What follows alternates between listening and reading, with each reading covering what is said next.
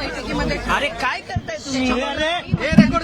आहे तो त्यांना महिना संपायच्या आधी लाभार्थी ज्या लाडक्या बहिणीच्या आहेत त्यांना प्राप्त होईल.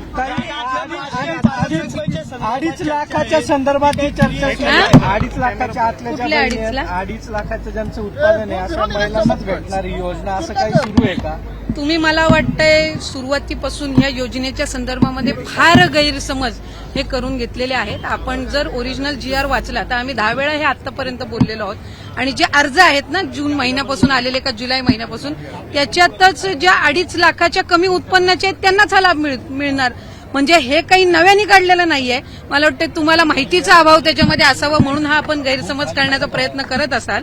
2.5 लाखाच्या कमी उत्पन्न असणाऱ्या महिलांना सुरुवातीपासून या योजनेचा जर आपण ओरिजिनल GR वाचला तर आपल्याला लक्षात येईल.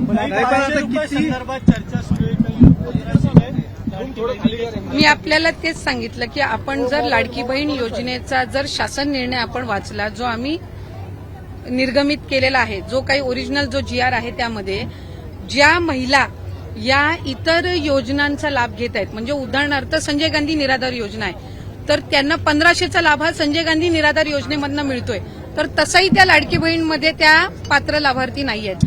ज्या महिला या नमो शेतकरी योजनेतनं लाभ घेत आहेत त्यांना 1000 रुपये नमो शेतकरीतून मिळत आहेत.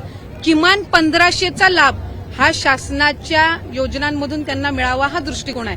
त्याच्यामुळे 1000 रुपये त्यांना नमो शेतकरीमधून मिळत आहेत आणि 500 त्यांना लाडकी बहीणमधून मिळत आहेत. आणि याच्यामध्ये काही नवीन नाहीये. हे जे शासन निर्णय जे ओरिजिनल निर्गमित केलेले आहेत त्यानुसारच आहेत. फक्त कुठं ना कुठं तरी विरोधक असतील किंवा काही विविध जे काही आर्टिकल्स असे आले की मग सगळ्यांना असं वाटतं की हे काही नव्याने केलेलं आहे.